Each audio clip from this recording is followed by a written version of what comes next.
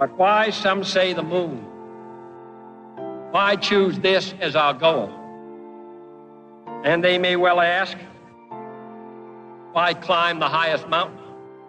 Why, 35 years ago, fly the Atlantic? We choose to go to the moon. We choose to go to the moon in this decade and do the other thing. Not because they are easy, but because they are hard. Because that goal will serve to organize and measure the best of our energies and skills. Because that challenge is one that we're willing to accept, one we are unwilling to postpone, and one we intend to win. We choose to go to the moon.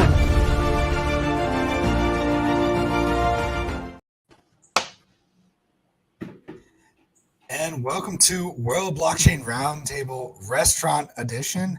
I am John, T Swift or Die, your host for today. Joining me, we've got Dave, aka Distant. I don't know something like that. Yeah. Or would you rather people call you Distant in like that? You know, it's one of those things where I used to have a name on the internet that I didn't associate with my real name, and then I doxed myself, and they merged and collided. So whatever you want to call me, I'm Dave, and I'm Distant. Depends on where you know me from. Distant Dave. Great. We need to look up the or the look in your eyes can tell us, right? It's mostly like IRC and shit. Yeah. We've got Joe from Dragon Chain joining us. Say hi. Great. And then we've got Greg from Rivet and Cyberpunk. You can or Cypherpunk. No. PH, right? There it is. And Satoshi Shan joining us today. How are you guys doing today? Just Good. PH, my friend. Happy St. Patrick's Day, everybody. Is today St. Patrick's Day? It's tomorrow. Right? Yeah, tomorrow. I was like, I got to make sure I'm wearing something green. Someone needs to invent a pinching adapter so the live streams can do that, right? Everybody just has like a shot collar on that does that to you. Right. Awesome. /pinch at John. Yes. Right? I don't like this idea anymore. So today there's some stuff going on in current events, and I wanted us to start off talking about that. Let's bring up our first tweet that we're going to discuss. Or no, that's not what I'm supposed to do. I got to give out a lot from last week. Yeah, there we go. Let's look and see what happened last week. There we go. You hosted last week, and it was really good, dude. It was. I thought it was fun. I enjoyed it, and kudos. Thanks for doing a great job with that. The game shows were fun. Yep. Yeah, I'm glad you enjoyed it. Had some good comments and stuff too. Got some good feedback. I'm glad people liked it.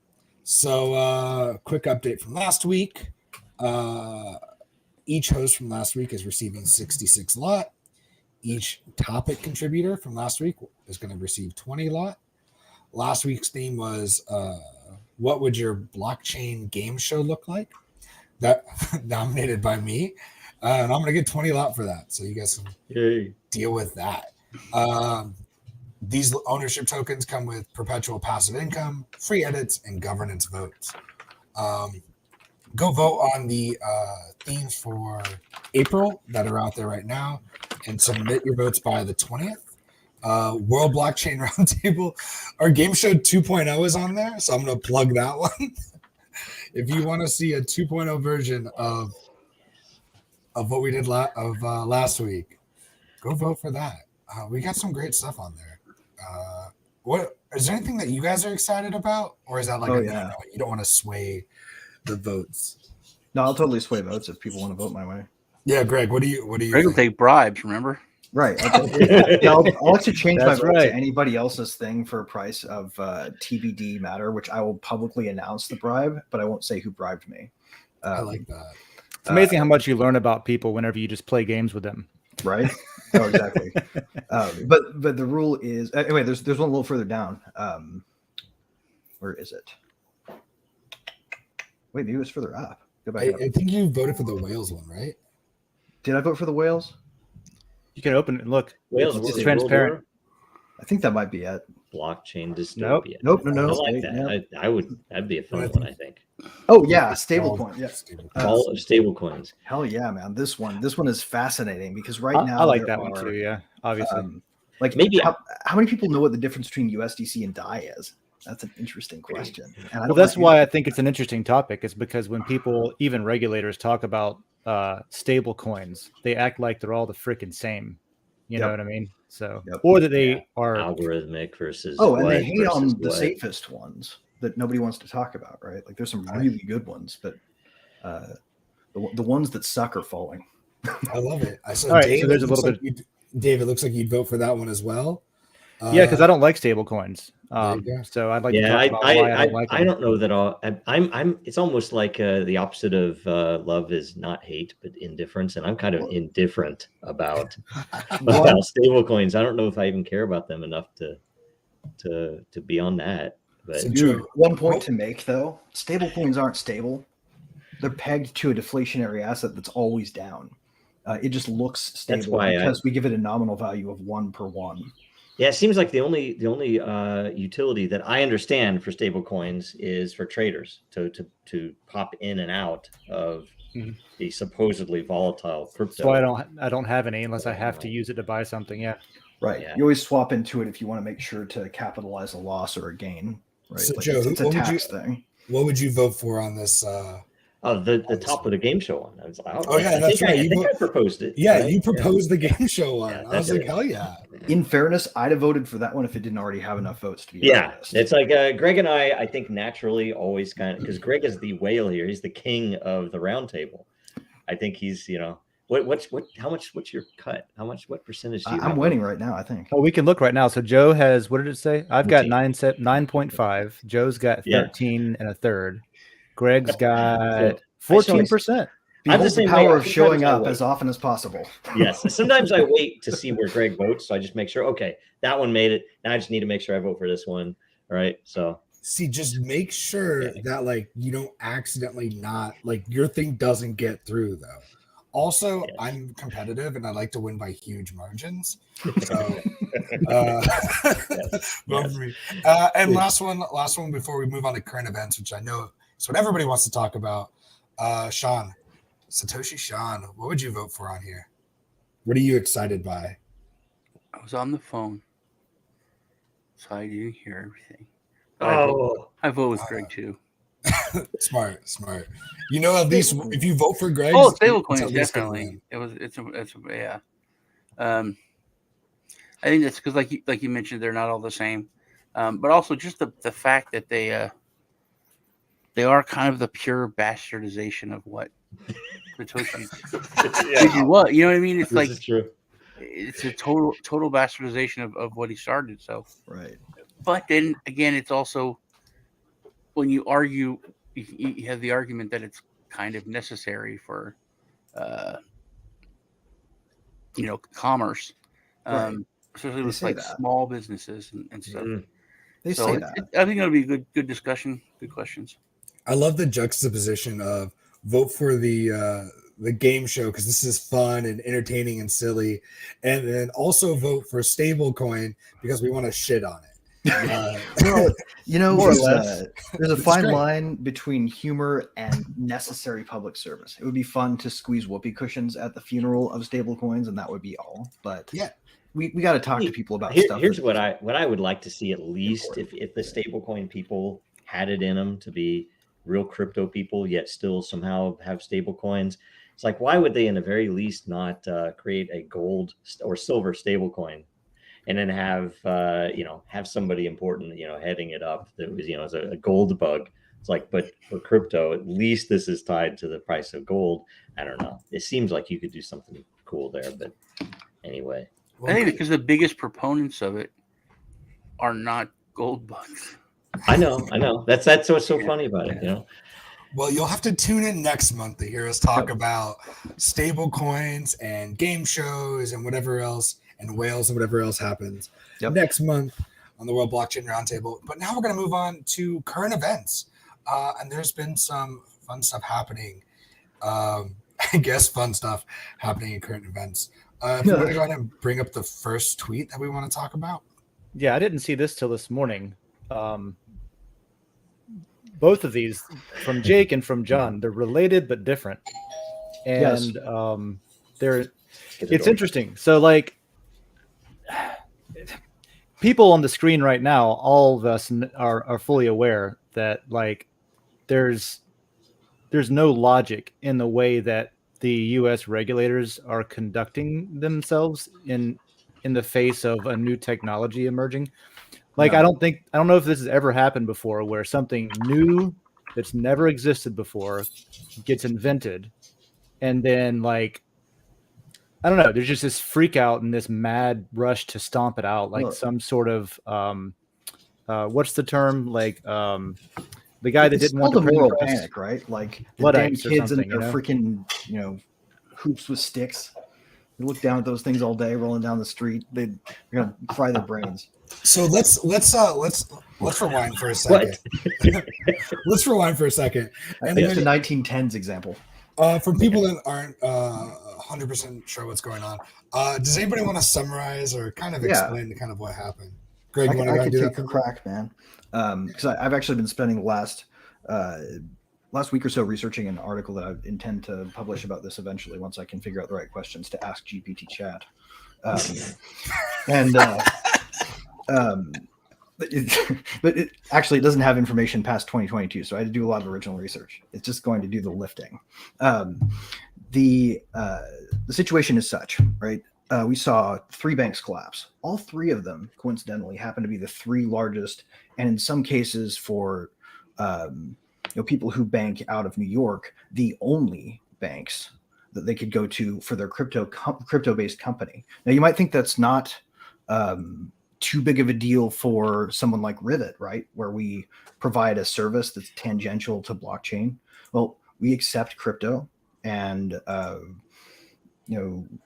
we serve crypto customers. That is a really big concern for people who want to build a business in the United States that's legit and on the level, that pays its taxes and hires people and does stuff that the way the law says you're supposed to do it, right?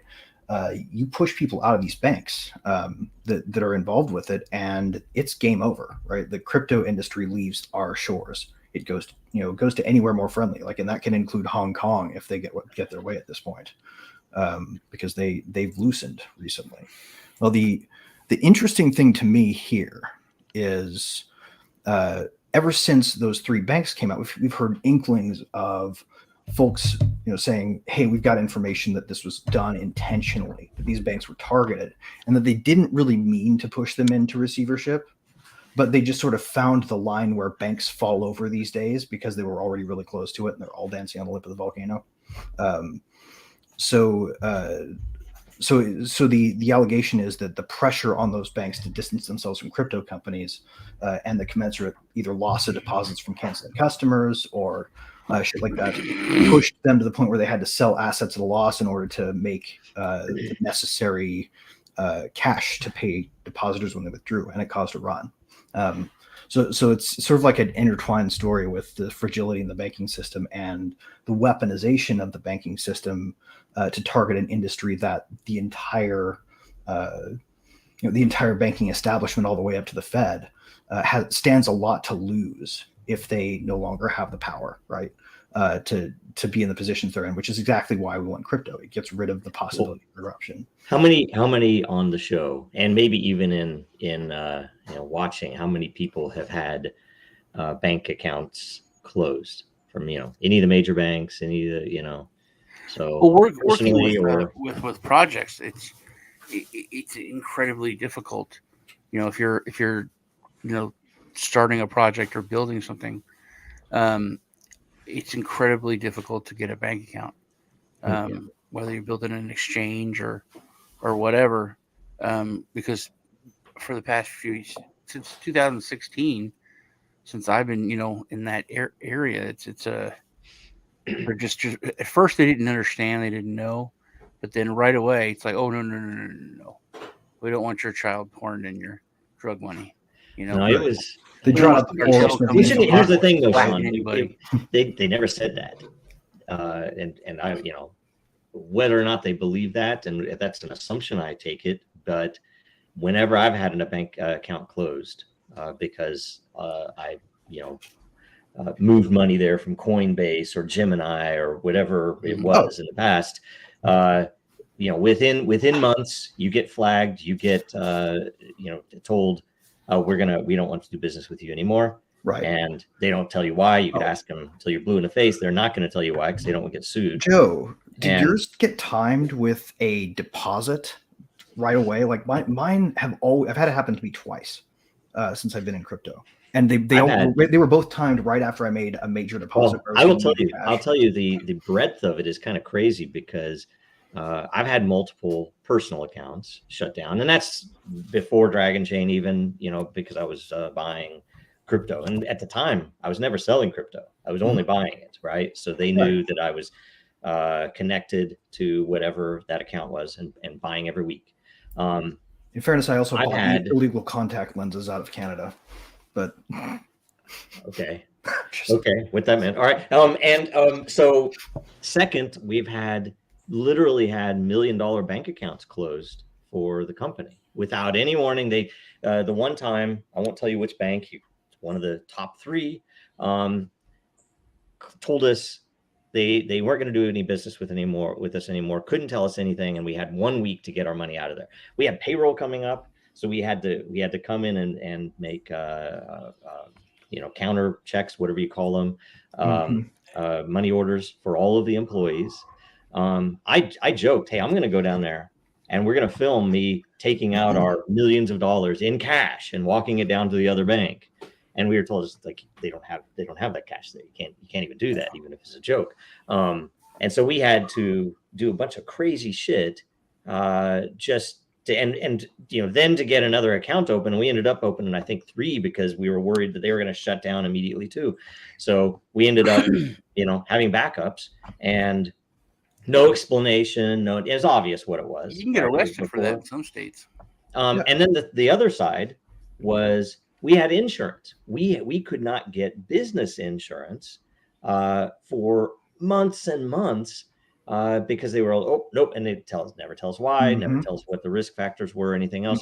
We had one group, in fact, where they had whatever you call the insurance, the freaking people on the line and the cubes, right? Some Zoomer who fucking worked for this insurance company, a big fucking insurance company, I kid you not, literally shared I don't want to say, I guess it wasn't whatever you would call internal information, company information. Oh, shit. Telegram in a crypto group. We're not going to give Dragon Chain their insurance. No shit. Do you have a screenshot of that, man? We have it all. Can I have it for my article? Sure. So that shit happens. That's the sort of thing that Jake is asking for too. Greg, your experiences, right. Sean, Joe. This is then you go further. I've been shut down by Gemini, by Coinbase, by Bittrex. I don't have any fucking crypto accounts anymore either. Why is that? That is all of you fucking maximalists who wanted integration with the traditional banking sector. They don't want me in there either. They're like, we're going to shut down Joe. And their customer targets are businesses that have never made a cryptocurrency before, so that they can either instruct you how you intend to build it. Here's the real rub of this. One thing that you will not see anywhere in any media outlets, any press releases, any fucking leaks, unless some asshole on Telegram makes a stupid mistake and gives the opposition ammunition, which he did. Thank you for that, buddy, if you're still watching. Because what they don't want is crypto to galvanize and unify. The last thing on earth they want is us to start, instead of talking about shit coins and bitcoins and whichever project we want to fucking stand. They don't want us talking about the real shit coin in the fucking room, which is the US dollar. That's true. Well said, Greg. It's very true. You're right though, because I think that they're betting the undefined are betting that a decentralized network it can be disrupted easier. It can't unify in the way that a centralized one can. Maybe that's part of the strategy. And the funny thing is, if crypto survives, and we know it'll survive, right? But if crypto survives, the craziest thing about it is it will have survived against not just nation state level, whatever. It's the fact that they literally have unlimited funds to pay off any crypto founders they want, who are shaky, Any freaking project participants that they want who are shaky, anybody who's in Telegram, the shills are and the amount of threat that they see from crypto is so huge. They're gonna, you don't think they've spent billions on it already? Oh, my research has revealed they've been talking about it as early as 2017, and the strategy is called ring fencing that they're going to use against crypto. This is long planned. There is a they, and the they is a whole of government effort by people who don't see decentralization as a win for the administrative state, right? Like, if there are two options, a human being and a team of human beings that you can order around to paint a picture of of where the risks are in a system, or a data system that can publish real-time reports to everybody and you can all look at it and see what's going on and check the numbers. Some politicians and some administrators in that part of the government, they like that idea because they see it as the future. Fewer costs, safer system, big win for everybody. People in power right now, though, their job is to be the people who manually check that shit and who run the systems that enforce it, right? Those guys are going to lose their fucking power if this. And to that point, one of the big things that always, what am I trying to say? The thing I like the most about this tech is that it simply makes it difficult to cheat and lie. It just makes it more difficult to cheat and lie. And so from that angle, I have to wonder, like, okay, is that the reason? Because they've been cheating and lying for so long that now they're afraid of, like, oh man, we can't keep the facade up if there's if there's friction applied to that. But I think there's that, and there's also the fact that like, do you really need to have a button that says my job and have it get hit when you have automation that can do that when it gets the signal from the last button that they would otherwise set up? Like, when you automate governments, they typically don't reduce the bureaucracy. They just have you design a special button for that's a good point that I hadn't thought of, because, like, Vitalik has this thing that he has talked about where in the past automation and technology it's automated away the fringe, like, menial jobs and tasks, like the blue collar work, and those people didn't have direct access to create regulation or enforce it to stop that technology from taking off. Now that it's automating away white collar and middleman jobs and things like that, I guess these are the people that do have access to regulate away this sort of competition or this sort of automation. I haven't thought of it in that light, but that's a good point. Well, I'm going to share my screen real fast if you guys will humor me so I can show you what I think a really good analogy is to this whole situation. They want us to build this, but on blockchain. And we realize that all we need to do is have a machine that catches the mouse, right? And that thing looks a lot less freaking looted. Oops, I'm just causing a. Yeah, there we go. Stop sharing. Okay. Yeah, you can cut out all the bullshit and just do it directly. Right. Yeah. Satoshi, do you have any thoughts on this? What are you thinking? No, yeah, agree. Great. Let's take a look at the next tweet, I guess. Let's take a look at that. Yeah, that one was from John Deaton. Oh, can I make one more point on the last one before we move on? Sure.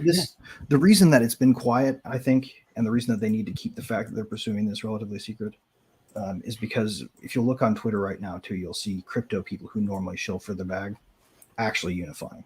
There's a real galvanizing effect to seeing news leak out about them actually colluding to stop crypto.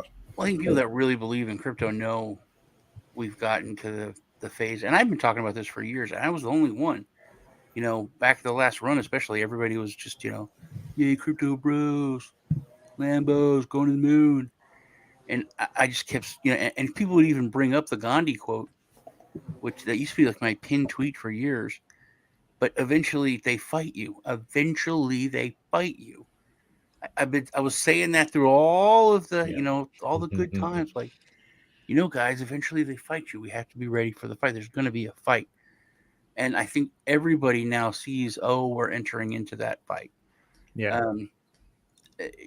People didn't think it was going to be what it is, a real fight against them, nation states, evil entities, ancient, families that have been running stuff from behind the scenes for, generations that they've taken notice. Oh my goodness, this is threatening us. Yeah. And, Dave, you talked about the main thing is it makes it just harder to lie and cheat. And they've had this constant modus operandi where they can change whatever the narrative is or change the information and control it. They can't do that with blockchain. Like with the January 6th tapes that came out. It's obvious that the shaman guy shouldn't be in jail. I mean, they let the police are there showing, walking him around, and then he prayed for them on camera. Mhm. There was no violence. He was charged with a violent crime. There's no definitely no violence.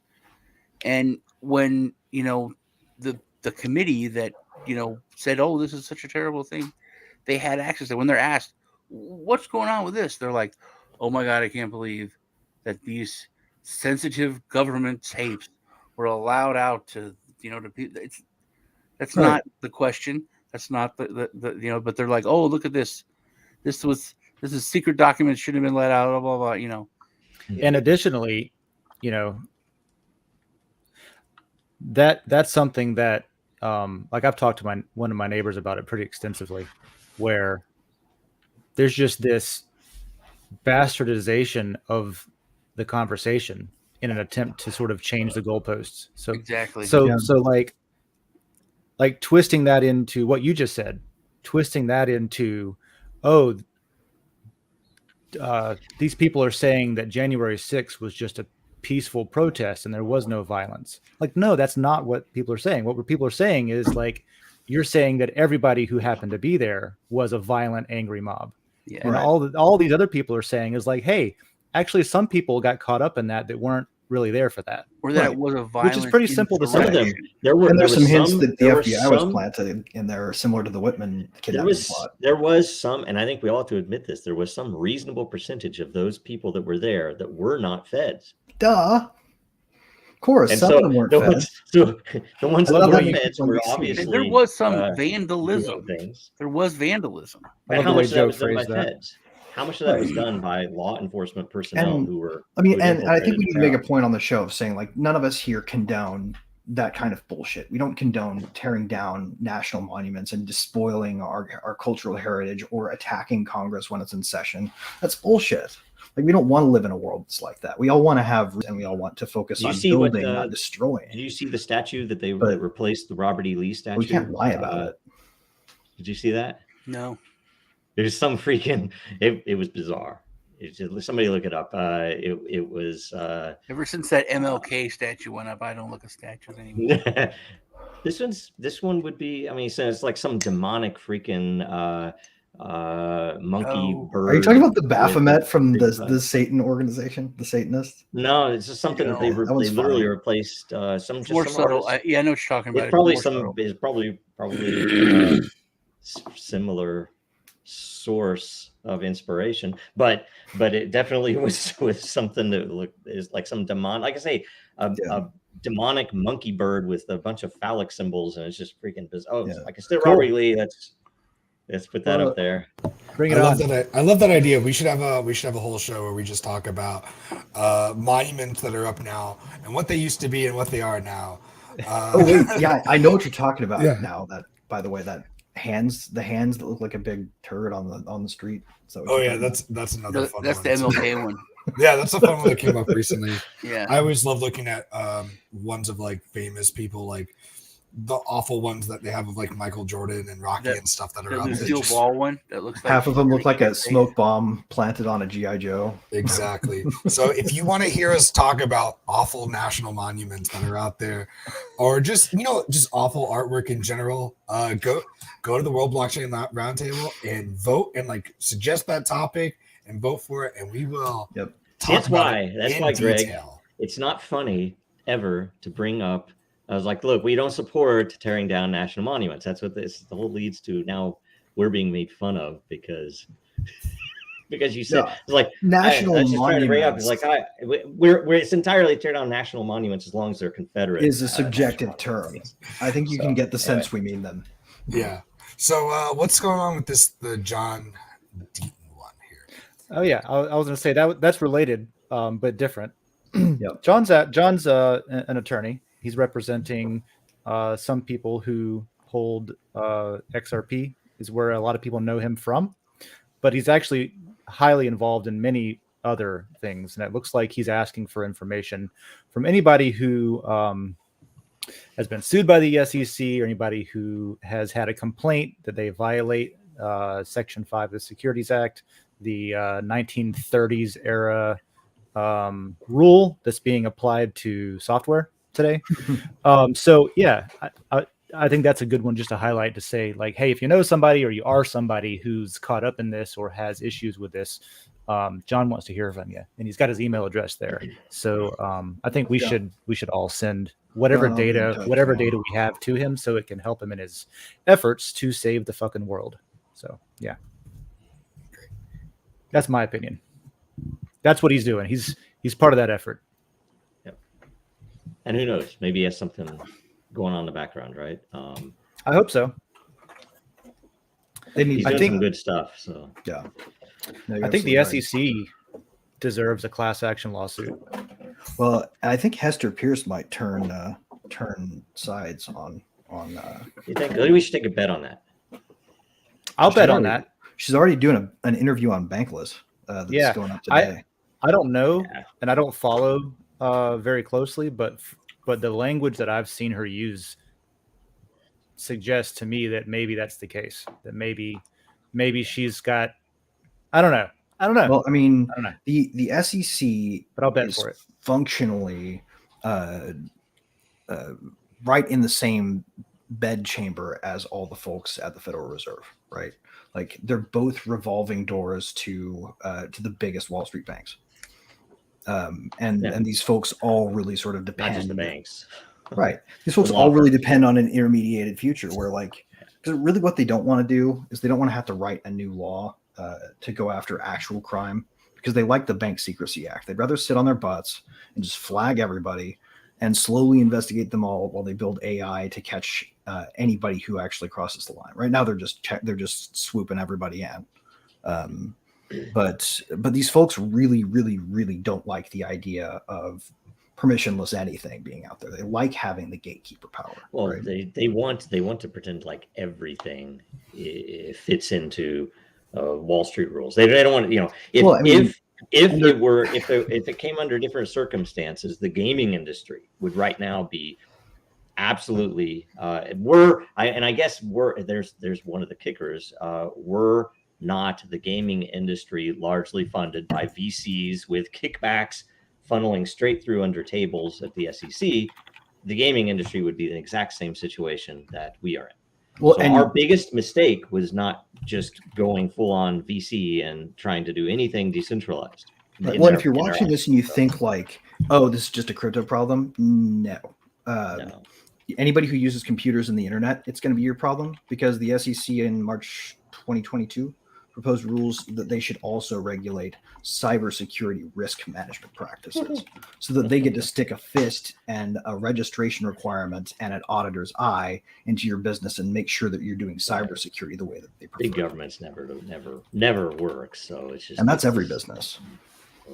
So yeah, if you happen to use the internet or computers of any kind, if you trade Pokemon cards, if you invest in Legos or just sell things later or barter, anything like that, this has to do with you. Yep, exactly. That guitar you're learning to play now, if you ever plan to sell it at a pawn shop someday, security. Yeah, regardless of the reason you bought it or how much utility you've gotten out of it, regardless of how much of it you've consumed and you want to sell the rest that you're not using. Could have bought one of those guitars in order to sell it for more money. It is a security, right? Yeah. So if you happen to buy a large pizza at a party, you only eat a half of it and you sell off the rest because you're not hungry anymore. Holy security. Shit. Yeah, Section 5. Oh, exactly. This is and it's asinine, right? It's silly. It's really silly, because when you take it to the absurd point, it ends up yielding all this shit. Like, it's crazy. This guy is nanner pants. Yes. And I love whoever edited that image of him because That was me. oh, that's brilliant. Oh shoot, they're gonna come after you now, Dave. He looks like a carp or like Dory from fucking Finding Nemo if Dory got scared ghost white. Yeah, I used the guy holding the microphone was actually Jeff Foxworthy, and then I put Gensler's head on top of that. Yeah, I was gonna say this is like this is the future. This is the future of stand-up right here that you're seeing. It's great. So speaking of, if you buy a pizza and you try to sell off a slice, I say we move into today's topic.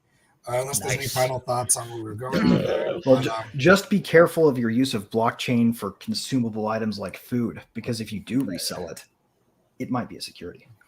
Yeah, is there a resale market for a secondary market for food? There is. Yeah. Yeah. In like New York and stuff, in like bigger cities, they take like bruised or like misshapen food, and they'll package it and sell it later. Like, it's still good, it's just not pretty, so it doesn't hit the stores. But also, you can get food from restaurants at the end of the day when like they're closed but they still have food left over. You can buy that at like a discounted rate. So people will go through and package that, so they'll buy that, package it, and then sell it later. Yeah, so resale market for food right there. Oh yeah. What about hard to get dinner reservations? Is there a secondary market for people that have? Yeah. Oh yeah. We were going to like Napa, and I wanted to go to like French Laundry and all these restaurants, and it's like, you can have a reservation. It's $300, and you can't get reservations unless you get the reservation the second it goes live. That, or somebody. So you need like a PS5 bot to get one?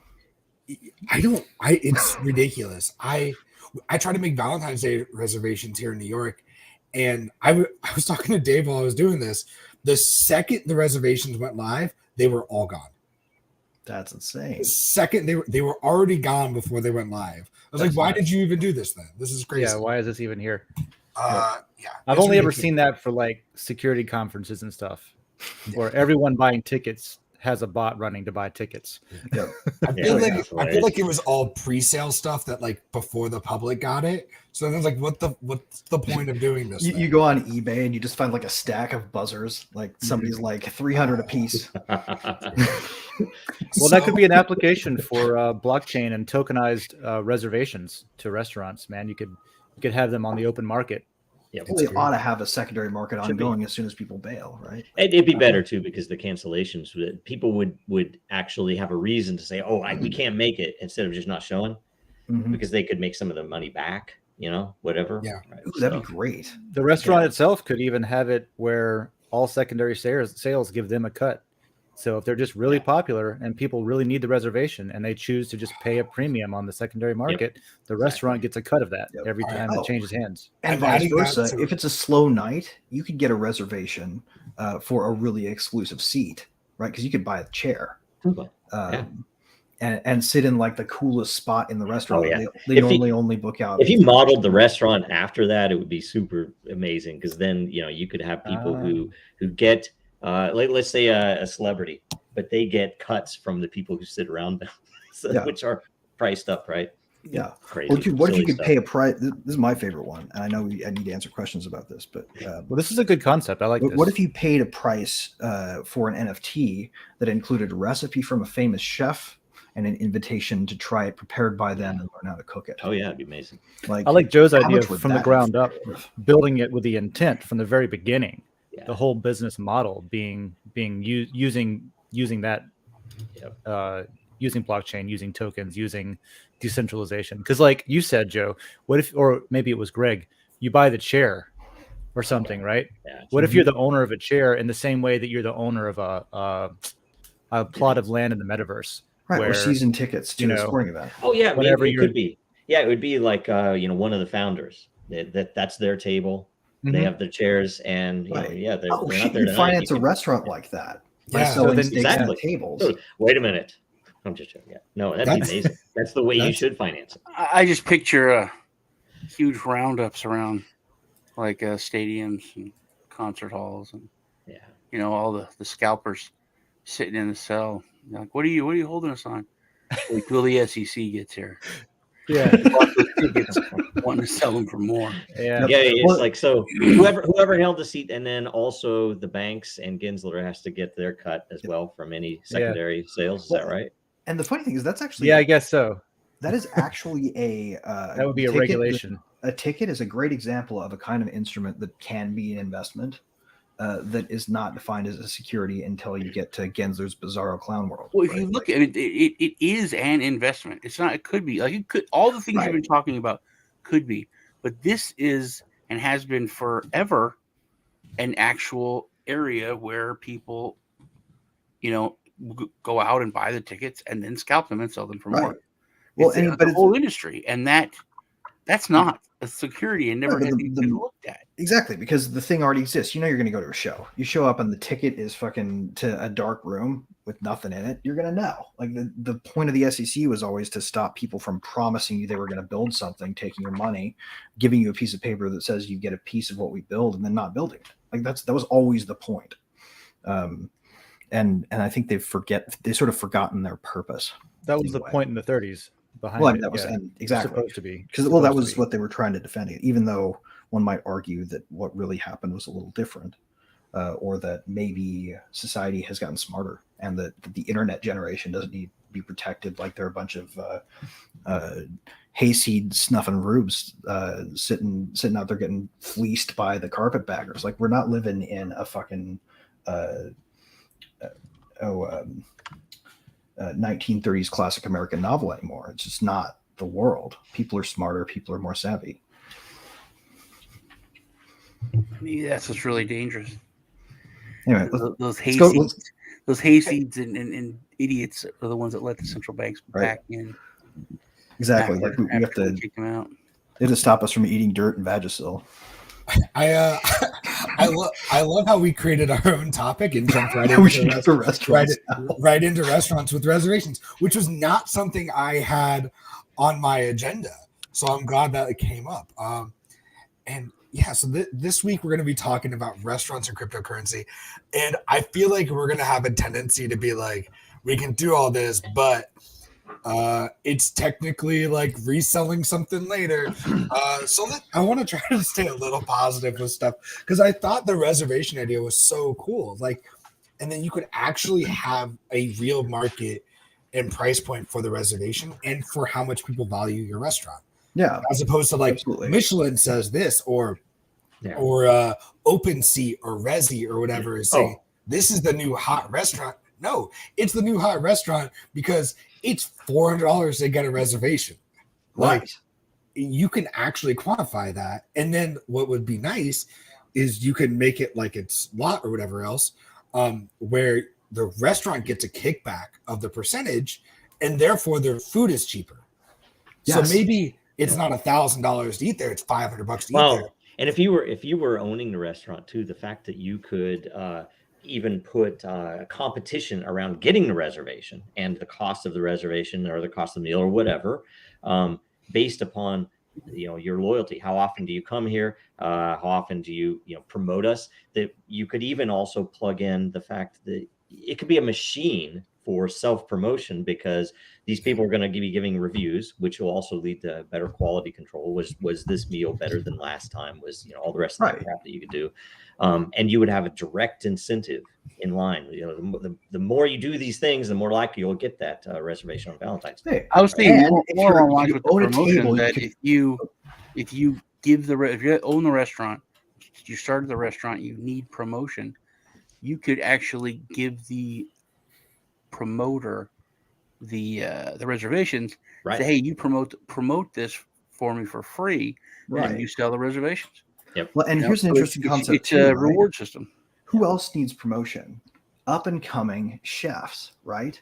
Yeah. Wouldn't they be the sort of ideal table owners if they bought like an NFT property in the table, such that maybe you make it so at your restaurant, if you're a table token holder, that you can propose recipe NFTs and menu NFTs and drink order NFTs, such that the table owners get a say in how the restaurant actually plays out. Interesting. That When sounds- Ramsey heard you say that, his head would explode. Like the round table. And he just I he's I want like to add everybody. one more thing to that. Go And ahead. I know we got to get to questions. I want to add one more thing to that from what Greg just said, because I hadn't thought of the actual recipe, the menu item being tokenized, because then somebody who invests in that recipe, right, who buys that recipe, can then get a cut of every time somebody goes in the restaurant and orders that dish or something like that. It just How goes. much would the Colonel's fucking secret spices NFT be worth? It just goes on and on. You just keep finding stuff to apply it to. I will say there are chefs right now turning over in their graves, hearing us Yeah. commoditize their fucking recipe. Yeah. Like there's no oh man, if that ever, I'm not gonna lie, if that ever happens, like I feel like at that point, and we're gonna get to this later, at what point do we get rid of the creativity and art aspect of what they're doing? But let's get into questions. Let's get into questions. I love this topic. Way to kick it off. Our first question is, I also have notes here. That's what I was looking at too. I want to go to the first one from I Am For I Am, if I can do it out of order. It's a little bit farther down.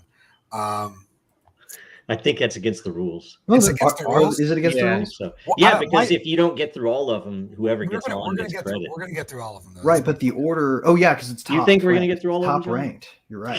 It's Hey, I'm the already host 46 today. We're minutes getting in. through all We of just them. started. We're getting through all of them. We'll whether you get like through it or all of them not. as long as we're pithy. Yeah. All right.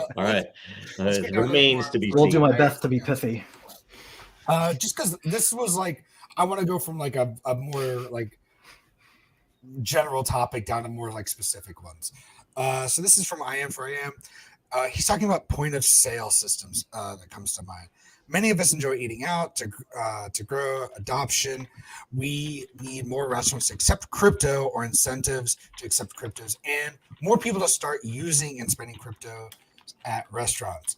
How can we grow both restaurants and new crypto users to grow this ecosystem as a parallel to, is that fiat? Yeah, fiat and the unfortunate implementations of CBDCs. I believe that we need more parallel systems in place to combat CBDCs. What say you? Ooh, that's a good one, man. That's a really good one. Yeah, so how do we use crypto to buy food and incentivize restaurants Well, to actually use your token? I got an idea. Yeah. Right now we have centralized services called DoorDash and Uber Eats and Postmates, right? And the company takes a cut and they listen to whoever tells them they don't like the way that they started running. So they make the service a little worse over time to service the restaurants and the regulators. And they do things like fuck around with the pricing. So you're not paying menu pricing or don't offer every menu item, right? It kind of sucks. And then, for the courtesy of being, or for the privilege of being a delivery driver, you got to pay a chunk of what you could have made, to this service. And all they're doing is sit in the middle so that people can order. Like, what if we had a decentralized delivery service that you could literally just become a delivery driver permissionlessly, and the service, the smart contract service, matched you with diners who wanted to eat and restaurants who wanted to sell, and you could actually sort of just take cryptocurrency and go buy the food, pretending like you're the regular carryout customer without ever letting on that you're with a delivery service, right? All of that stuff could happen if there was no way to point guns at them and say you have to identify yourself to the restaurant so we can write rules that slow down this business. Something similar to what you just described, I found like a month or two ago. It's the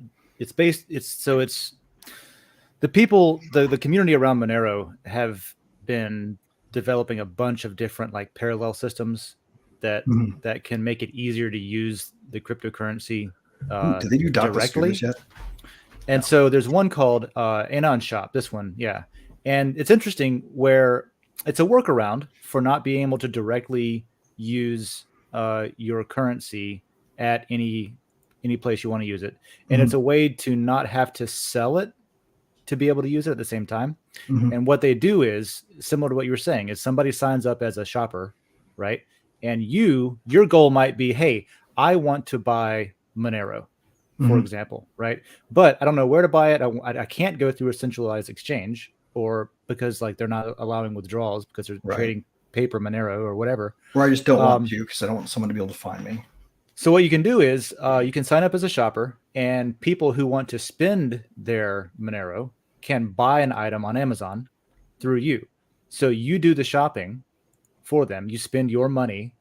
They give you Monero to pay you for getting it for them.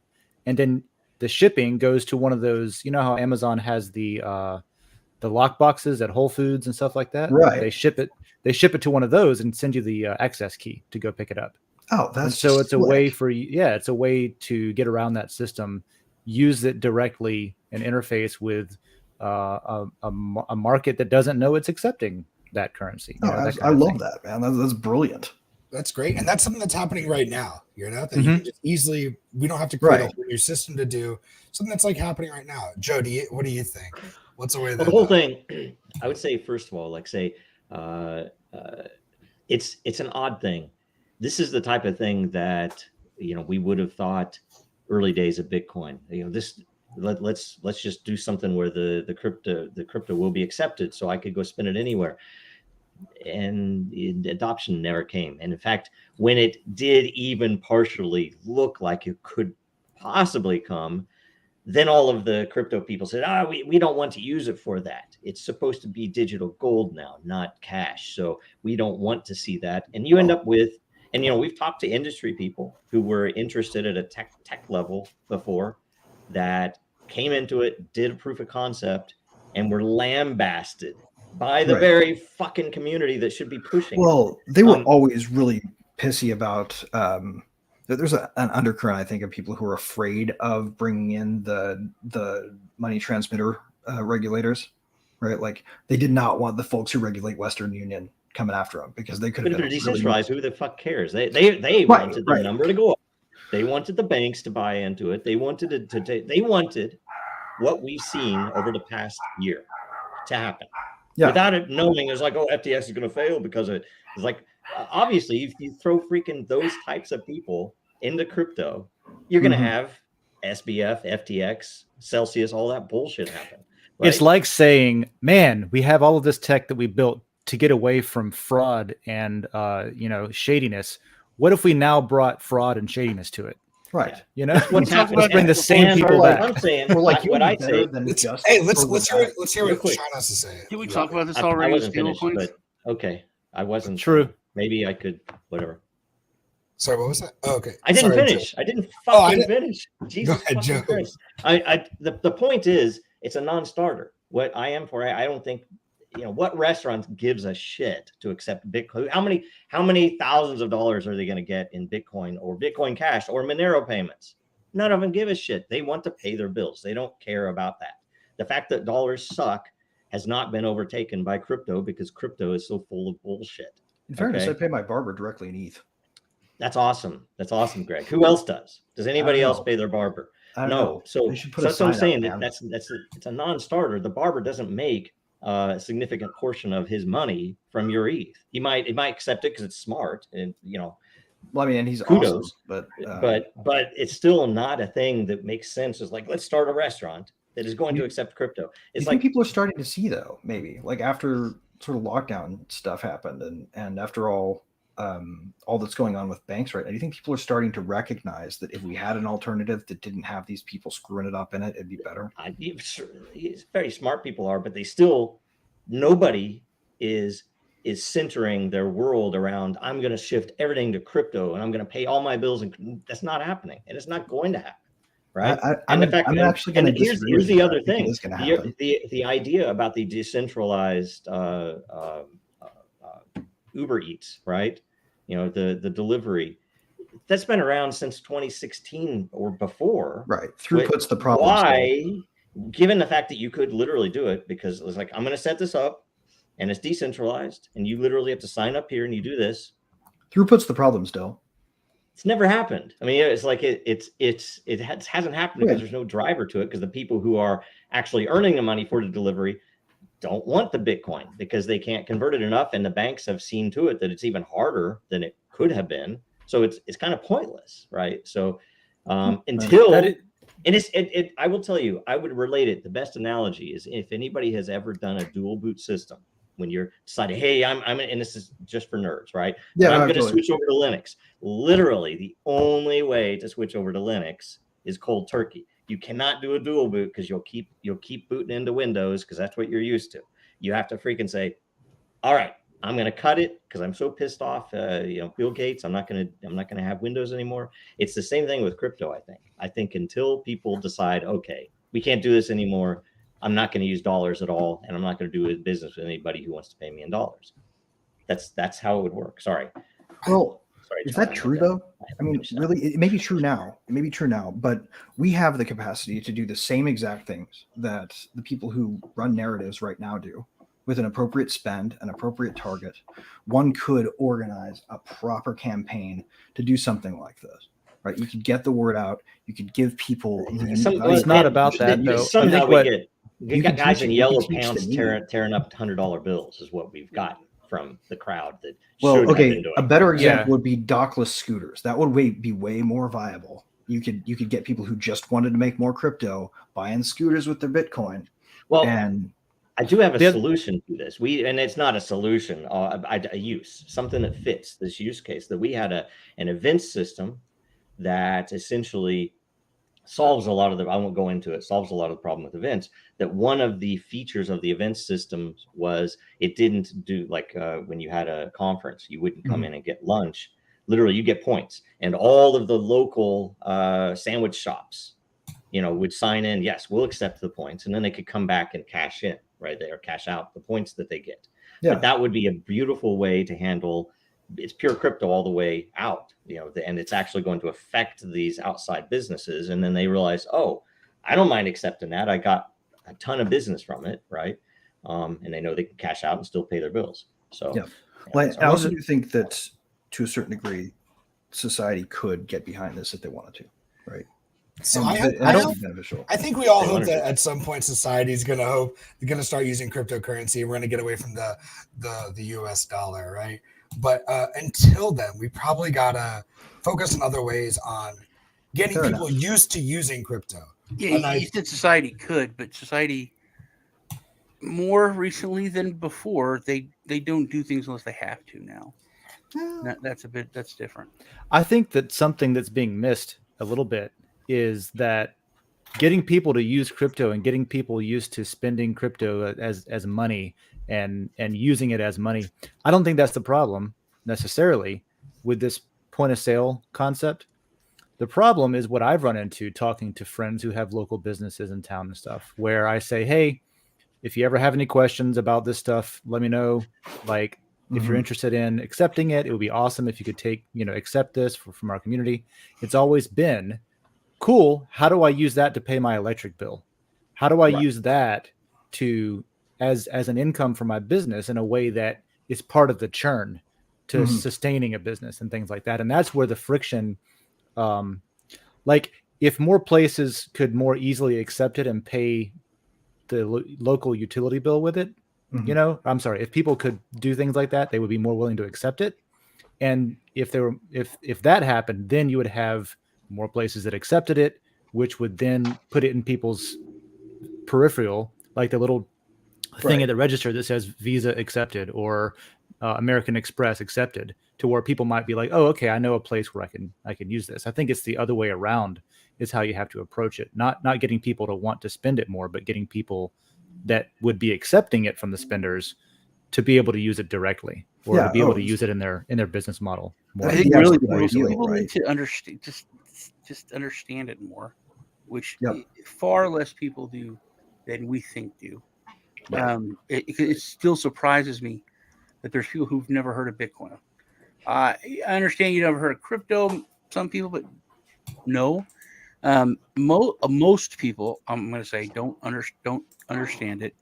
But people like my friends in crypto don't see it as money. I mean, I've been living off just crypto for years.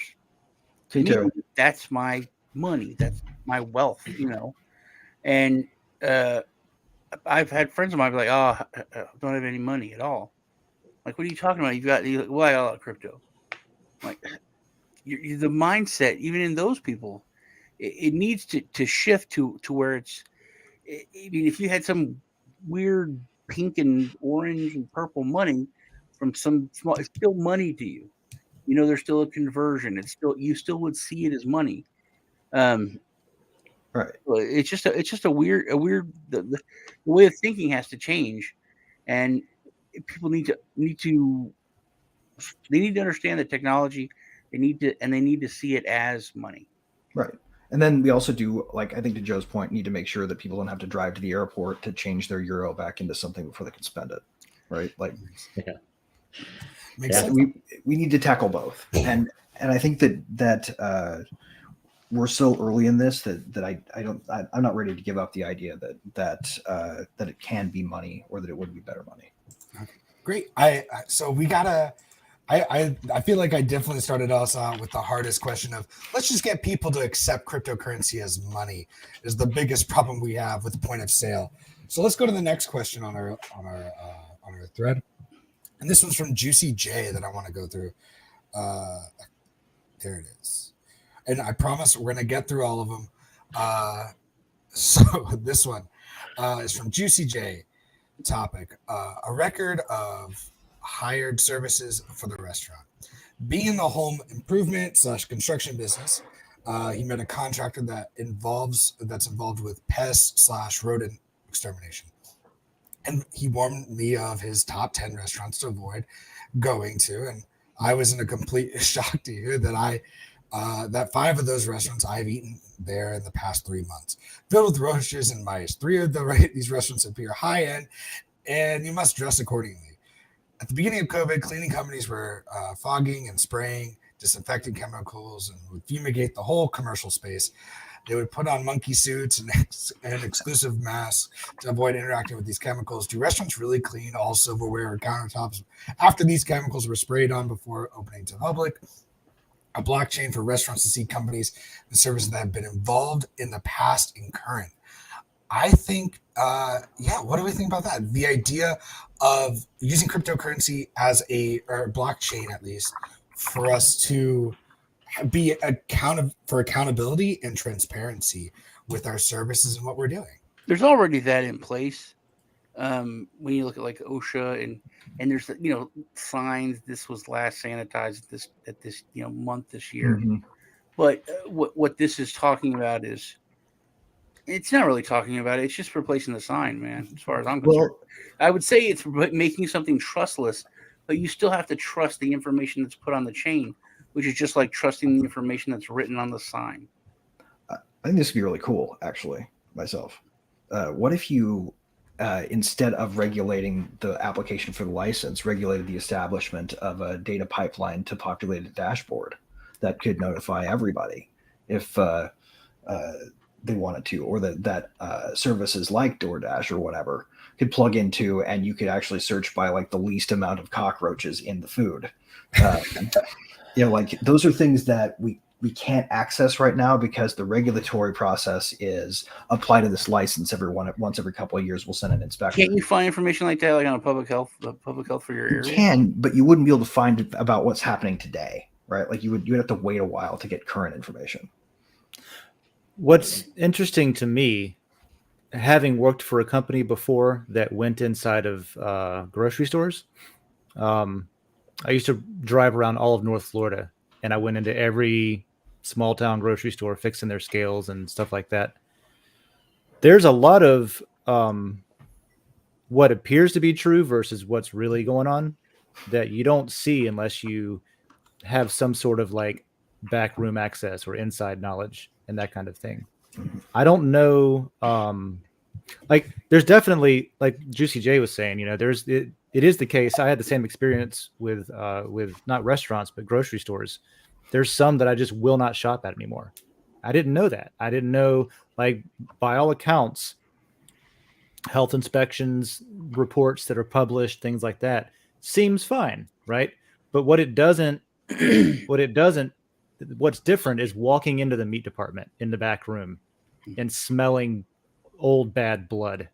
Yeah. Like you just get, when you're in the industry and you work in it, You just or you have can friends that work at a smell restaurant and they tell you, "Dude, don't eat here." unhealthiness and stuff like that. Right. You know, Like and the produce department has a sink in the back that's been clogged for 3 days. Or yeah, something, stuff right? like that. Or like, oh, I know that this one particular meat department in this one particular town doesn't give a shit and they're gross.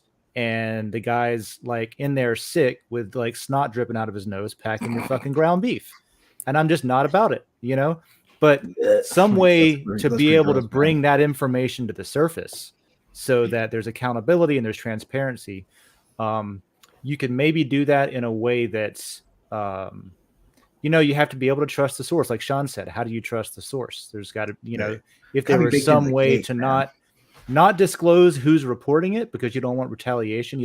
These were customers of ours. So the company would basically just be like, we're just there to fix the scale. We're not going to say anything. Right. You know, we don't want to lose a customer. But like, how much better would a grocery store that took the time to implement a detailed system? They're like, we're going to build sensors in so that when our employees actually do the thing they're supposed to do, it ticks a mark and goes on chain, and the people can see it on a live dashboard. And that's the thing too. You might have a company that is actually wanting to do the right thing, but people on the ground, and it could be the people doing the work, it could be the middle level manager, it could be anywhere in that chain. They don't know what the hell's going on. Crypto can be used, restaurants, groceries, anything else, even media companies, as a really good way to communicate past all the bullshit. There's some stuff that Napoleon did that's very similar with the way that he set up communication so he could get the actual info from the field.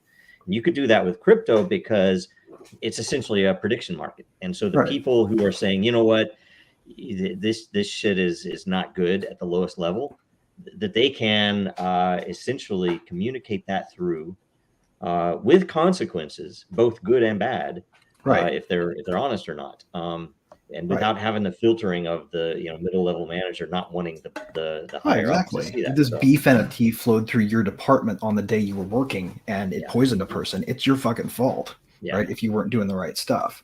I mean, it's similar to like what the banks did to Caitlin Long's bank application for her bank, where the Custodia, what's it called, I think, where she was trying to do a bank that was overcapitalized, where depositors deposits were secured 107%, and the I think it was 108, but yeah, 108, and the banking regulators refused it because they said you can't do that. You have to do fractional reserve.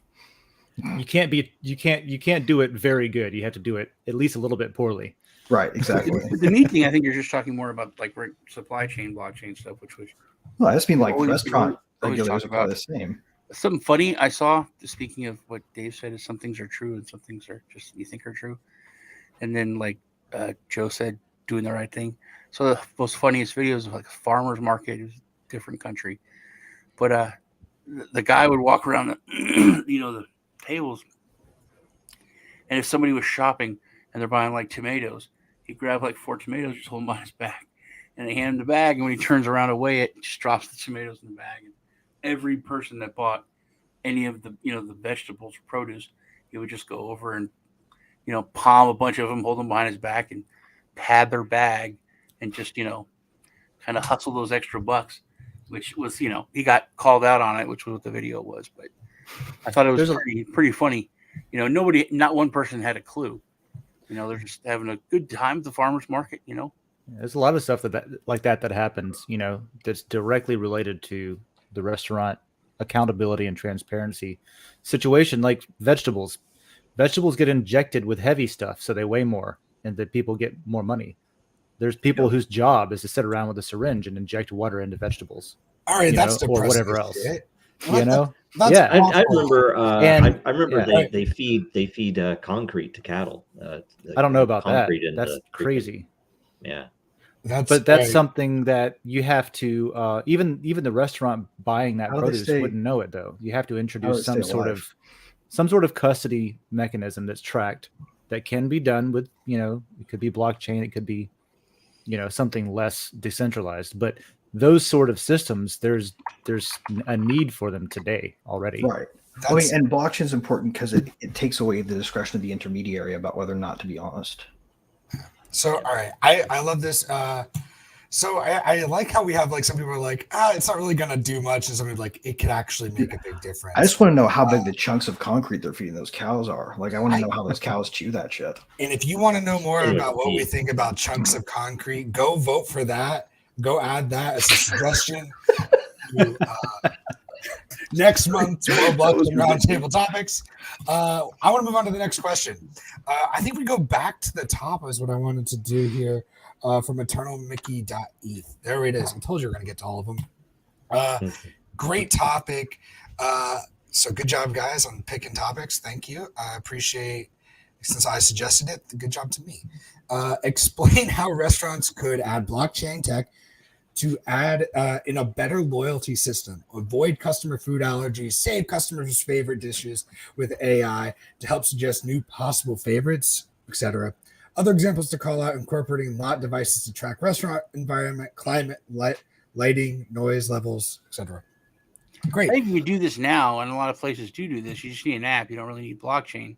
You could do, I think, neater things on it if you were to, like, for a loyalty program, you know, with a tier system that you could maybe even buy into. So that would be another, resource for income for the corporation. Mm-hmm. And then get special perks where you're able to, save, certain things that you order, that kind of thing, profiles. You could, I guess, have a fake or like a username, so you don't have to give out your information if it was like NFT based or through your account or email.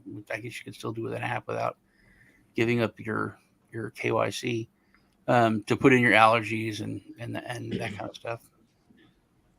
The thing to me, and that's a good point, Sean, like all those things are great. And I think that like so much of what loyalty programs lack comes from the fact that the administrative costs of them are very high. Like in order to run those, you either have to hire a business that administers a third-party loyalty program, or you have to set one up yourself and hire people to vet it, right? Because you got to make sure that people are actually the people who they say they are, and keep track of the points and make sure nobody's cheating, right? Like the McDonald's game thing where like they did the whole Netflix series on the guy who rigged it in his own favor to make or it was HBO, wasn't it? To scam the shit out of people, and all of those boardwalks that everybody wanted to get were never going to get to you because this guy was taking them and cashed them in. Like the administrative costs of it are insane, and that means the rewards are smaller, and that means people are less likely to commit to it, right? Like, what if you actually legit got a free meal for doing like it was buy one get one free all the time? I mean, the amount of cost that would go down and disappear from existing loyalty programs would be immense if you replace them with decentralized ones that didn't. Yeah, but you see, therein lies the crux of the problem for the blockchain industry. That given that we are so enamored with this centralized projects, and I would say they're not that they themselves are centralized networks, but the fact that everything has to be on Ethereum. Or everything has to be Bitcoin. And by the way, Bitcoin can be the only one, right? But that type of bullshit without scalability. It'd be one thing if Ethereum was scalable, if Bitcoin was scalable, but it isn't. And so the problem is when you bring up and when you bring it up to any of these industries, the first thing off the top of their head, and especially if they have some advisor or some analyst on the call, is, why do we need blockchain for this? I can fucking do this in a database. They'll say that every fucking time. Why? Well, I mean, because the person you're calling is the person they'll fire if they implement it. That's true. Well, but it won't be. There's still. Well, I don't. That is beside the point. The point is though that they don't understand that blockchain can be scalable, because anything they look to, if they read CoinDesk, if they read Cointelegraph, if they read the fucking New York Times, it's all only about. What is this freaking stupid doggy coin or this fucking food coin that I'm looking at? Right. Speculative bullshit that everybody sees. They mirror it directly to stupid shit in the past. I'm not touching it. That's the first thing they see. If they look into it at all, well, they're going to read that, oh, it's not really scalable. I can do how many transactions a minute? Holy shit. We have more transactions a minute than that, let alone all of these other restaurants. That's definitely And they therefore just say, well, why wouldn't I just put it in a database? I don't know Yeah. that shit. But we wouldn't even I've- be allowed to try to do half of these things if we let the people in charge stay in charge and just use fiat. So, like, I think there's a pretty good reason to Well, push even people towards it. even not even to that, just the database thing that Joe mentioned. Like I sat in Miami at a cafe with Crypto Curious, one of our early denizens, during Bitcoin week for like 3 fucking hours talking to this guy who was just arguing that everything that we were doing could be done in a standard regular database, and there's no reason to use That's true. And pencil and paper could get rid of those, and we could go back to that, right? Well, he was arguing that he just didn't understand that there was any value in proving things in an independently verifiable way, right? It's weird. And Weird that he doesn't see that that's already happening. It just costs a lot of money to pay people to do it. you can do it cheaper. You can validate information cheaper and quicker, right? And probably more accurately. Mm-hmm. Like way on the question though that Eternal Mickey was asking, one place I just wanted to throw this out there where he was asking about AI that could predict maybe what other dish that you might like. You can do that in a database with a traditional system. I would say it would be cheaper, easier, and more private and secure if you did it with blockchain, right? Because then if you have your system, let's say we use the example from earlier where you designed your business from the ground up to use these systems. Well, you could then correlate data, right? In the same way you do in a database, you could then correlate data to say, oh, you bought this dish, or the last 3 times you came here, you had the same thing. Why don't you try this other dish that other people who have bought the dish that enjoyed your dish also liked, like Netflix recommendations or something, without needing to care about who it is, or without needing to like create an account to sign up and give them your phone number and your email address, for the system to just know, oh, this is you because you paid with your wallet, with your app, which happens to have a public key on it that is, it's anonymous, but it's you every time, right? So this could be a whole show for me. I used to work for the biggest loyalty program in the world. It was for Best Buy, and it was massive, it was huge, and it was super expensive. And like Greg said, so much of it gets put to a third party. And I've noticed this with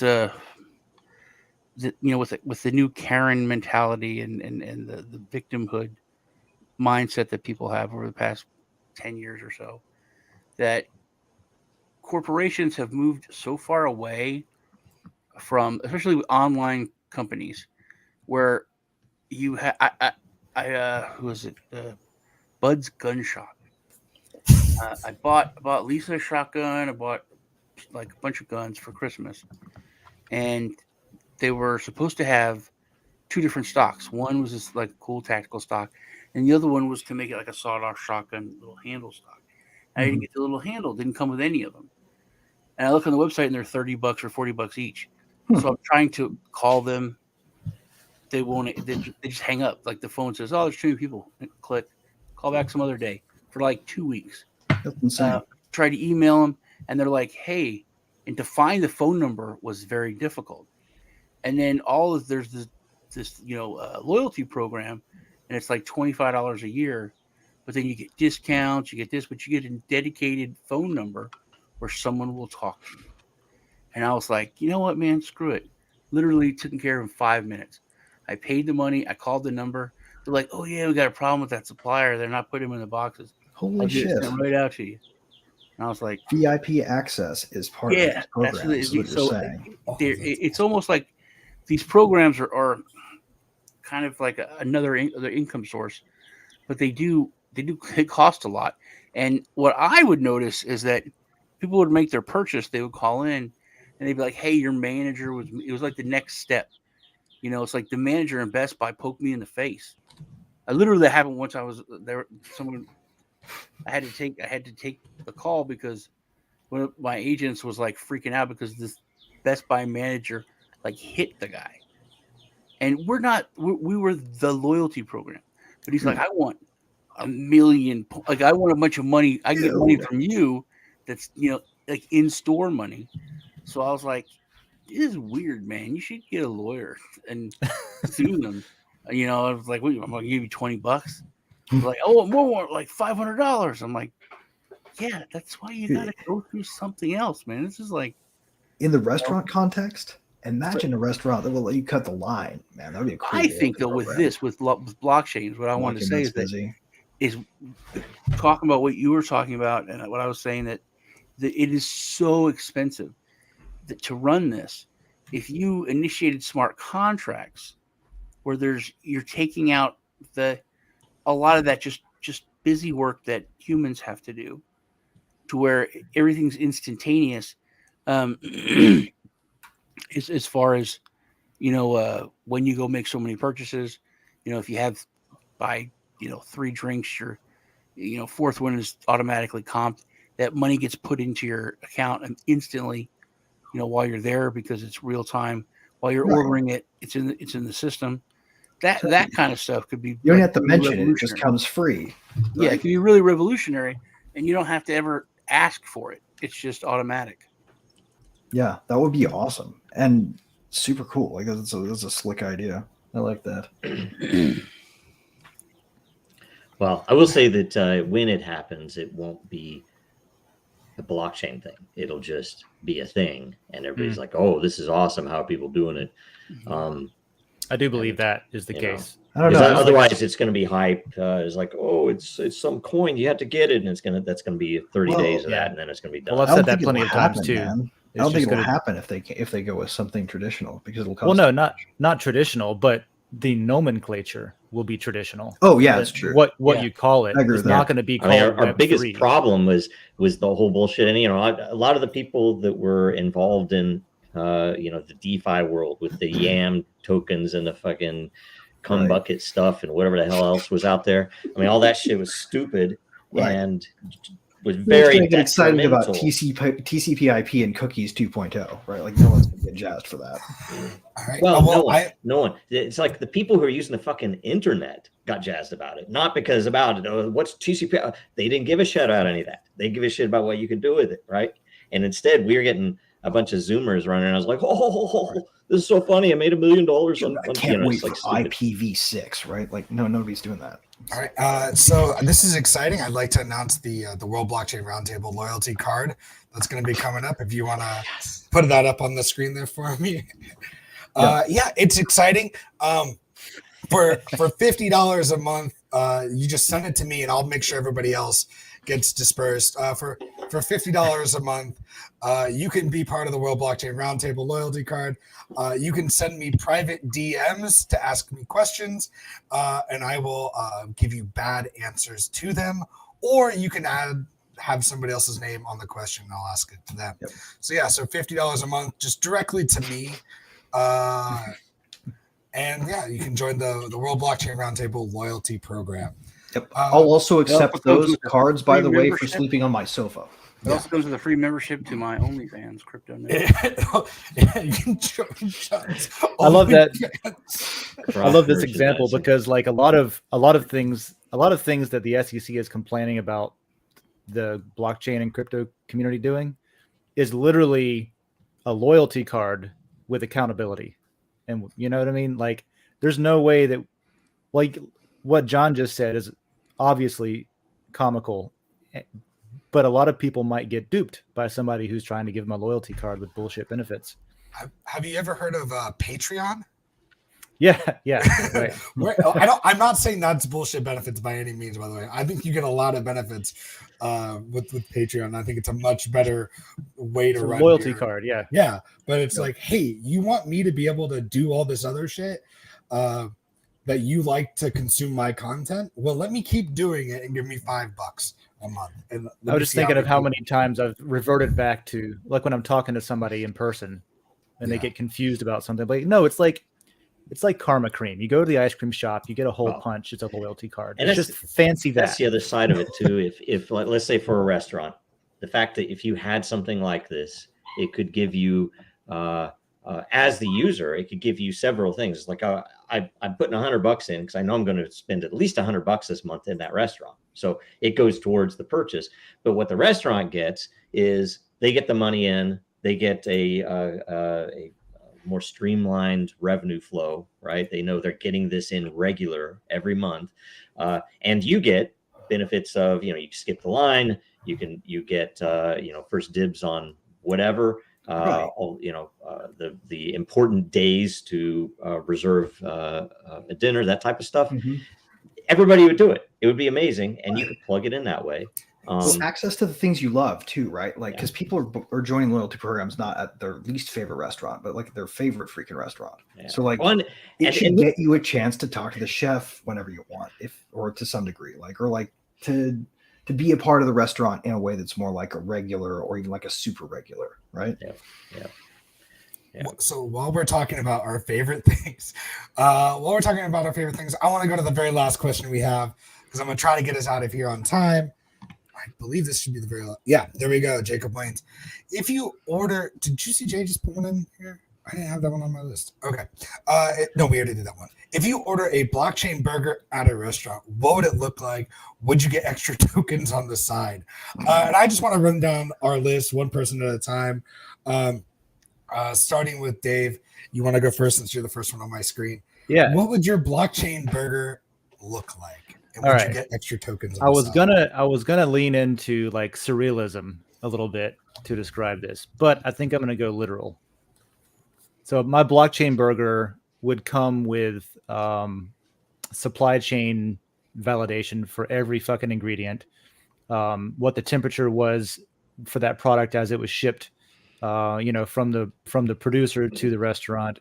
I would know everything about the burger. If I was suspect, I would be able to validate everything independently without trusting somebody that, nope, this is a high quality burger, or that there wasn't, like Walmart had issues with horse meat in their ground beef one time, and they didn't even know it because they didn't have a system that tracked it like that.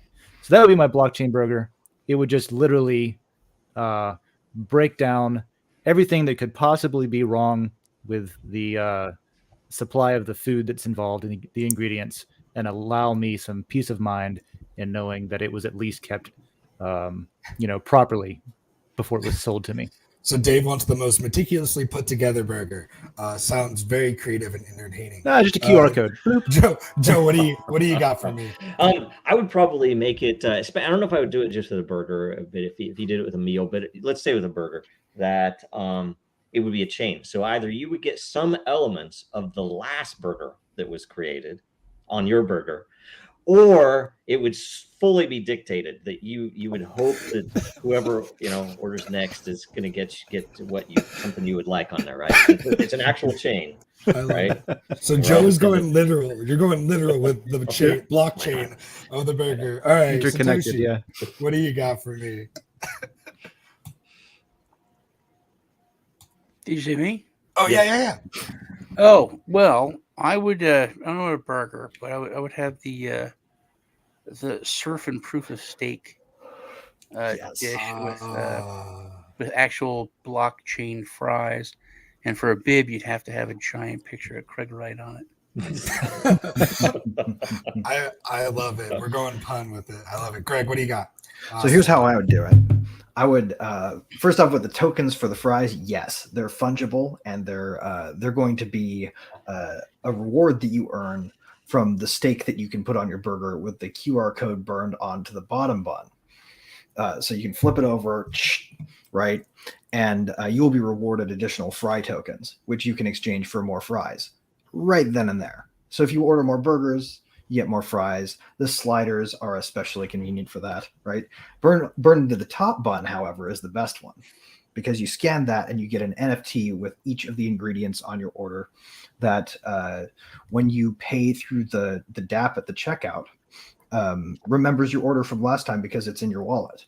So you go in there and you order it again and you get that burger. Now, best part is every burger you order adds to your loyalty points, just the way like ordering a whole bunch of Uber does, but like it's literally the number of burgers you eat. So you can literally eat your way into the VIP club to the top tier, which will be like platinum, where like you can literally come over to the guy who invented its house and hang out.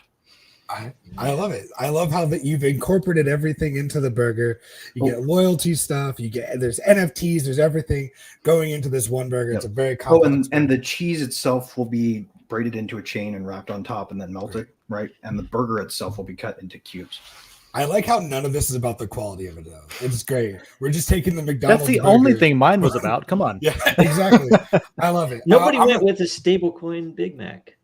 Oh, that would have been fun. Oh yeah, They just keep that's getting my smaller dream. though. We'll talk about that on stable coins because that's what I want.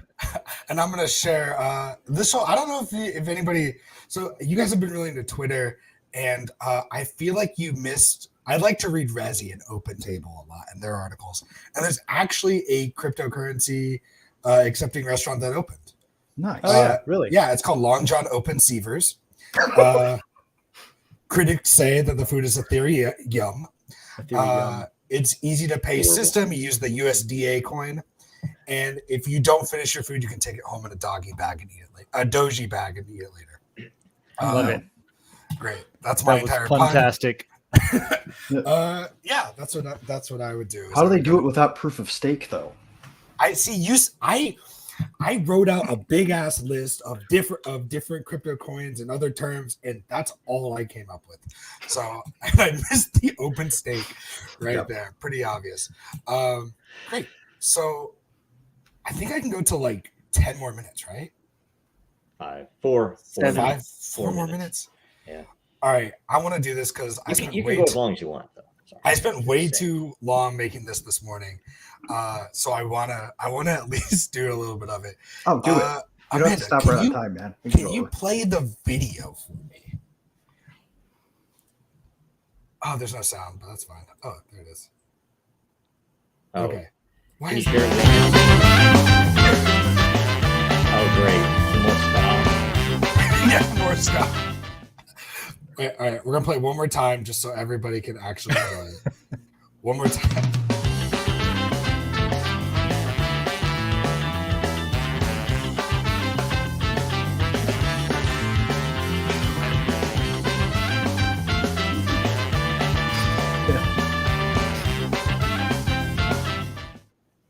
Totally pizza versus bogus pizza. Yeah. I love it. So now let's go ahead and pull up the slide. We're gonna play. We're gonna do the great pizza debate of 2023 with World Blockchain Roundtable, and we're gonna get through this as quickly as we can. Right. All we're gonna say is if it's totally pizza or if it's bogus pizza. That's it. If is it totally pizza or is it bogus pizza? That's it. We're gonna go down the line really quick. The first one, just normal pizza. Is normal pizza totally pizza or is it bogus? It's totally pizza. Yeah. That's Totally. basil, right? Yeah, that's totally pizza. Very angry at you. Is that basil? That's basil. I'm very mad at you. Is that New is York totally basil? pizza. I want pizza so bad now. It's totally pizza because there's a pot leaf on it. In case you were wondering why the doorbell rang, That was a real doorbell from earlier. Gotcha. okay, next one. God, that looks good. Square pizza. Is square pizza pizza? I think a square pizza is better pizza. It's totally pizza. I don't think the shape It- matters. it- It looks like there's chicken on it, though. What is that? Or is that just regardless? No, those are I can't mushrooms. tell. I don't know, man. Mushroom. I just typed in square pizza and it popped up. These are all drug pizza. The first one had a pot leaf on it. This one's got mushrooms on it. We don't know what kind. Greg, I'm is sorry, so- but it's bogus. The only way to do square slices is to cut it on a round pizza. okay. All right. Interesting. All right, next one. Yeah. Flatbread. Is flatbread pizza or is it bogus? Is it totally pizza or is it bogus pizza? There's cilantro on that. Yeah. And all those It's pizza.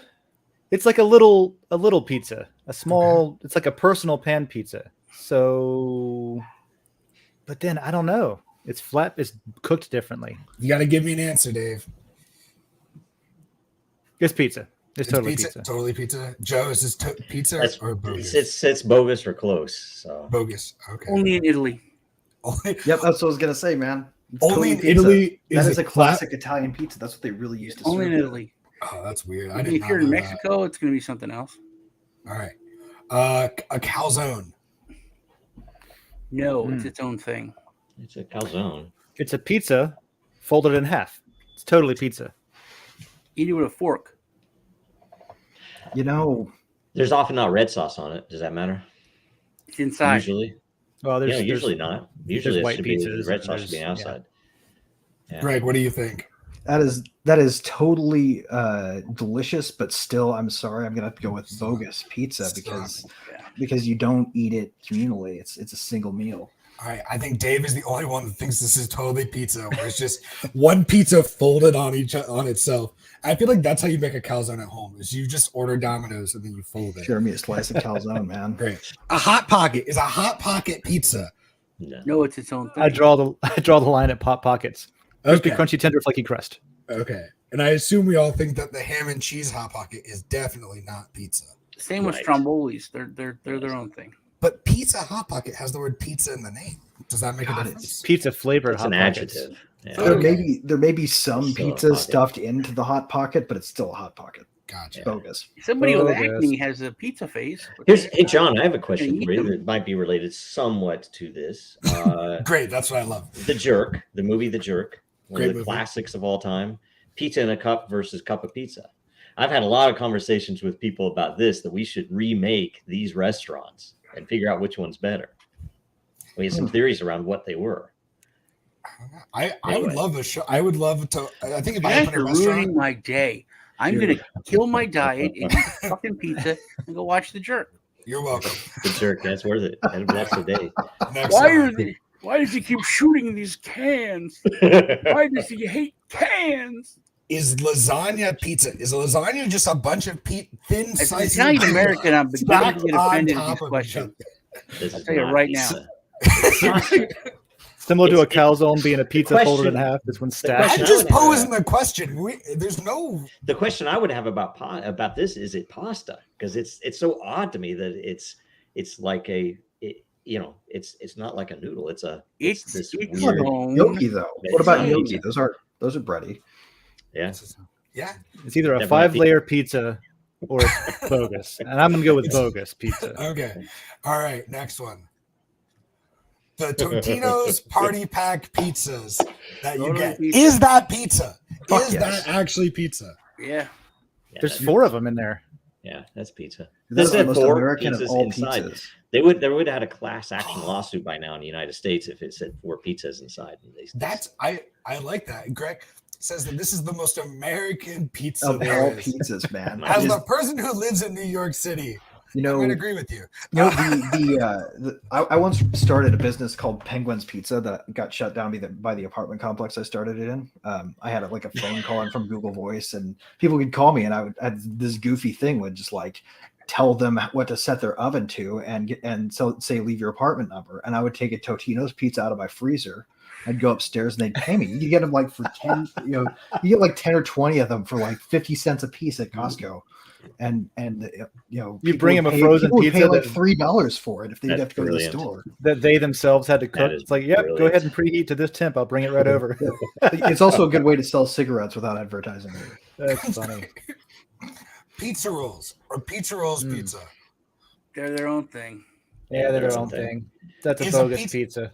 Bonus question: is a pizza roll ravioli? Yes. No. It's toasted ravioli, actually. No, right? I was about to I would say. expect. I was about to say, is it a egg roll? Huh? Every Asian person that makes egg rolls makes pizza egg rolls, and they're You know, delicious. I would say it's a gray area, but since it's by the masters of American pizza at Totino's, it's got to be pizza. Okay, so anything Totino's makes is a pizza. No, Officially. this ain't a pizza.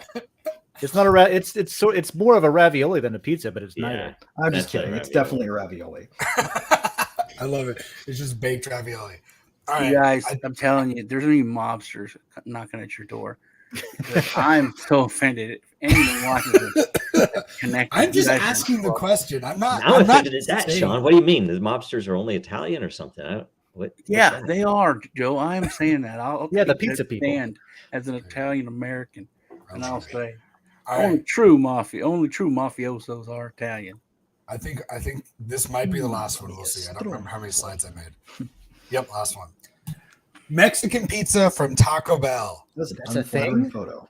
You've never heard of Mexican pizza? Yeah, I was gonna bring it up a couple times, like with the when we did the flatbread. I was like, that's Mexican. Yeah, I heard you, and I wanted to save it for It this. is. See, That's like a quesadilla with like pizza ingredients on top. It's So, actually a something- great thing that they did a great disservice to America by removing from their menu. Yeah, And it to was- Italian, Mexican Italians, right? You think about it, how many half Mexican, half Italian people were upset by this? I love how the advertisement is just like somebody who looks like they're coming out of a late show, and that's all that's available, and they're just. Oh, I Like, thought I she guess was I'm gonna eat assembling it this. by pulling it out of her mouth. No, this is I YouTubed it. She looks like she's taking it out of her mouth. No, this is bad. I'm just taking it out. No, This is I the think part this of the is prep process. She's just making one. I think this is a YouTube like thumbnail that I just stole off the internet for like somebody who's trying it for the first time. It's one of those like, how does this make you feel? Kind of thing. I'm just She thinking about pre-chews the refried pizza, man. beans and rice It's on probably pizza. I pizza. don't know. That's bogus to me, man. That is not a pizza. So it's not pizza. Well, that's the thing, though. But is it like a country's iteration of what a pizza is? Like America, you can go to certain places and have like Czech food, but it's kind of mixed with American food. Tex-Mex. You know what I mean? It's a combination of two different things. Tex-Mex Is this worst. Mexico's way of saying, "Thanks, Italy. We're going to give it a try with our own spin." Okay, What a Is this great idea. I see what you're saying. It's not Mexican food. It's Taco Bell. It's a But Mexican Italian fusion, is what it is. but I see what you're saying. Yeah, Mextal. Too many fancy words for Taco Bell, but I think that what's going on here is that woman is actually eating a pizza out of that box, putting it in her mouth and chewing it to make the filling for the Mexican pizza. So I'm gonna say it's totally pizza because there's pizza on it. So then the last part of the question is food from Taco Bell food? But that's a different show.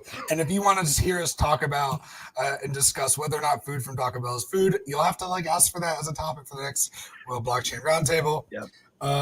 So our last slide. Here's what the definition of pizza is.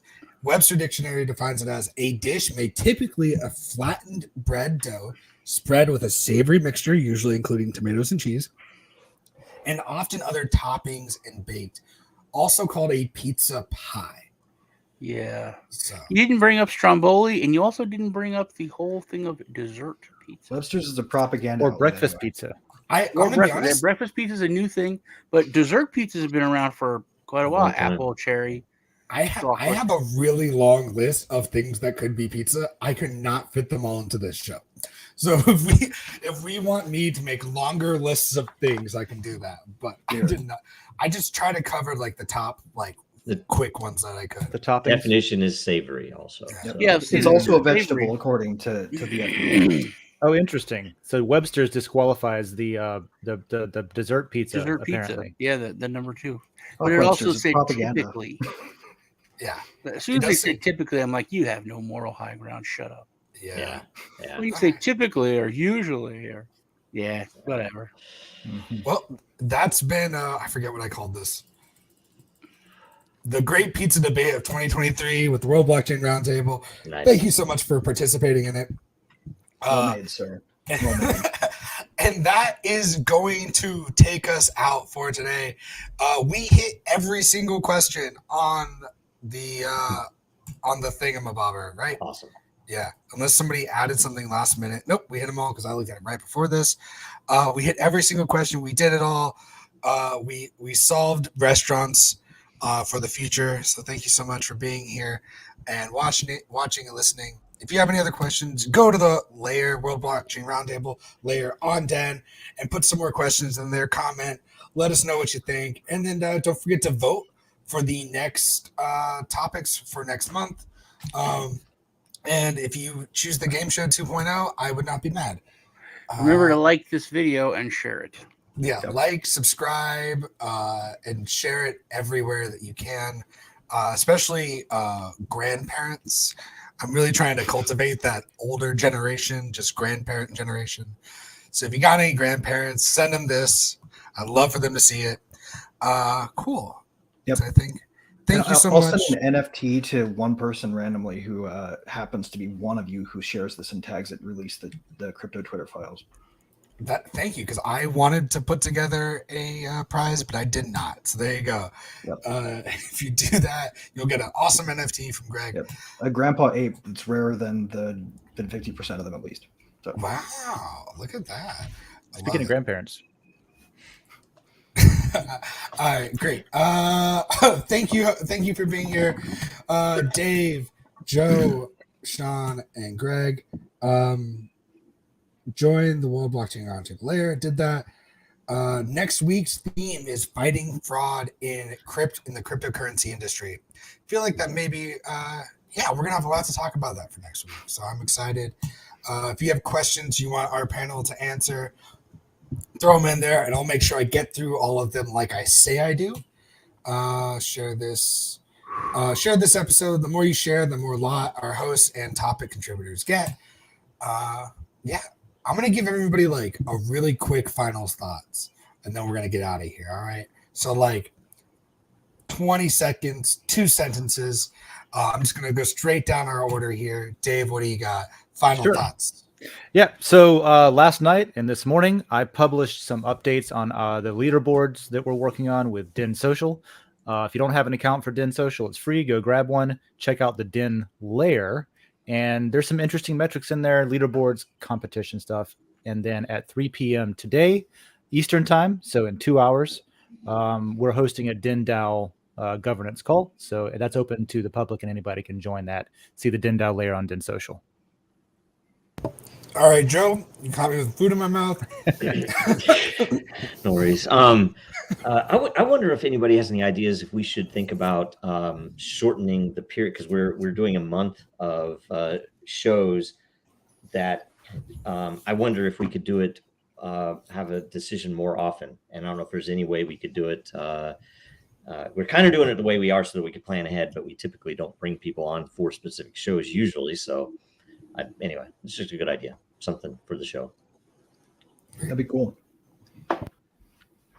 Sean, anything you'd like to plug or say and leave people with? Follow me on my socials. Check out my YouTube channel. Greg and I did an interview. It was very interesting about some stuff that's going on internationally with this group that is trying to hold elites accountable and send them to, kill them and send them to prison. I did get the guy to say he wants to kill them. Execute them. Those guys, but the first half of the video interview is so big, is about what they're doing in Canada with Justice for Canada. Really interesting. Go check it out. And the other half will probably go up tonight or tomorrow. Great. All right, Greg. Cool. Last words. Anything All right. 2 sentences. The first sentence is #release the crypto Twitter files. Get that out there because otherwise they might continue to ignore us over there at Tybee & Co. Inc. We want those files. We want to know what the SEC and fucking all the other regulators have been doing to stop crypto secretly. Number 2, go on Wikipedia, look up stuff, or not Wikipedia, go on WikiLeaks, look up stuff. It's not illegal, and you'll help make sure that that stuff gets put to good use. There's a man in prison, has been for a long time, who needs us to use those because otherwise it will have been completely in vain. Yep. All right, and that's been us from World Blockchain Roundtable. Thank you for joining us, and go check out the layer and go comment and let us know what you want us to talk about on our next shows coming up. A week from today, join the Den.DAO call later. Thank you so much, and have a good night. The first tap of a conductor's wand. The first rivet in a mile-high tower. The master link at the genesis of the never-ending chain. The moment a single empty canvas meets a singular master stroke. There is no one thing. Because now, there are many. Because soon, there will be more. Because one is ever the beginning. Like the first link in an infinite chain, or the first rivet in the tallest skyscraper. The master stroke is found in the masterpiece. What will you begin?